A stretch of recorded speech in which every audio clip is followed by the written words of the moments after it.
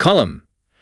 How the stars of It Ends With Us spawned a universe of legal and power battles. A conflict between Blake Lively and Justin Baldoni, the stars of the movie It Ends With Us, has turned into a jobs program for attorneys and flacks. Lively last month filed a sexual harassment and retaliation complaint with the California Civil Rights Department against Baldoni, her co-star and director, his company, Wayfarer Studios, and a host of others.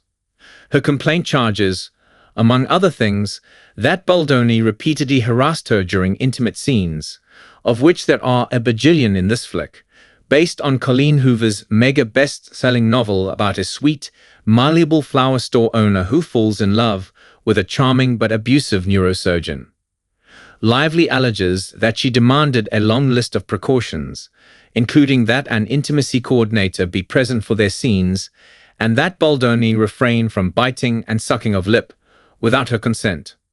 Fearful that this news would become public and make him look bad, Lively claims, Baldoni's team orchestrated a smear campaign against her with the help of a hired gun named Jed Wallace. His company, Street Relations, is accused of orchestrating a social media campaign against Lively that purportedly resulted in a demonstrable deluge of negative stories about her, as measured by a brand marketing company hired by Lively. The New York Times subsequently published a bombshell story headlined, "We Can Bury Anyone," inside a Hollywood smear machine, based on thousands of private messages between Baldoni and his team about apparent efforts to tarnish Lively after her misconduct accusations. How did the Times obtain the trove? That is the subject of yet another lawsuit between competing firms. Separately, the Times published a response from Baldoni's attorney denying the allegations in full. These claims, it said, are completely false, outrageous, and intentionally salacious. On New Year's Eve, Baldoni and others filed a $250 million libel lawsuit against the New York Times, alleging it deliberately omitted the true source of the conflict between Lively and Baldoni, Lively's calculated and audacious attempt to seize control of the film. The movie's distributor, Sony Pictures, used Lively's edit of the film, and at the urging of Baldoni and his business partner Jamie Heath, gave her a producer credit. A letter appended to Baldoni's lawsuit says this was done to keep the peace. The New York Times vowed to vigorously defend itself. Also, on New Year's Eve, Lively filed a federal lawsuit in New York repeating many of the allegations in her California complaint. Baldoni's attorney told EMP News on Friday that his client plans to sue Lively and reveal every single text to prove her account false. The Hollywood news website Deadline declared that the saga reveals a slice of how the celebrity pure machine sausage is actually made in the era of influencers and online media. At least for now, Lively appears to have won the battle. Baldoni was dropped by his agency, WIM, which also represents Lively's husband, Ryan Reynolds.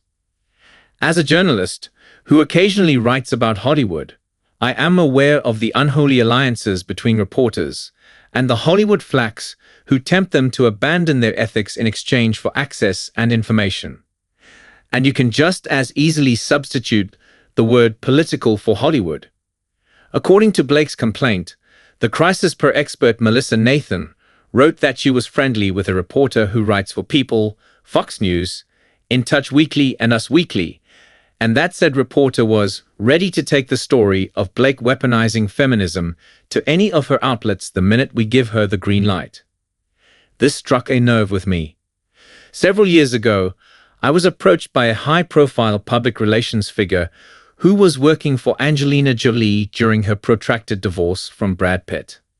Would I be interested in writing a column, based on inside information, of course, about how Jolie was being mistreated by a legal system that is stacked against women? The very notion of Jolie, rich, privileged, famous, as a victim struck me as absurd, and I was not the least bit interested in being manipulated into allowing her to, yes, weaponize feminism in her legal battle with Pitt. But I digress. Baldoni has positioned himself as an enlightened feminist for years. In 2017, a month after the #MeToo movement exploded into the public consciousness, he delivered a TED Talk titled, "Why I'm Done Trying to Be Man Enough." Are you brave enough to be vulnerable? He asked. Are you strong enough to be sensitive? Are you confident enough to listen to the women in your life? In December, during the continuing publicity tour for the movie, he told The Hollywood Reporter that he had endured sexual trauma in college and had a near breakdown after filming It Ends With Us because there was so much pain.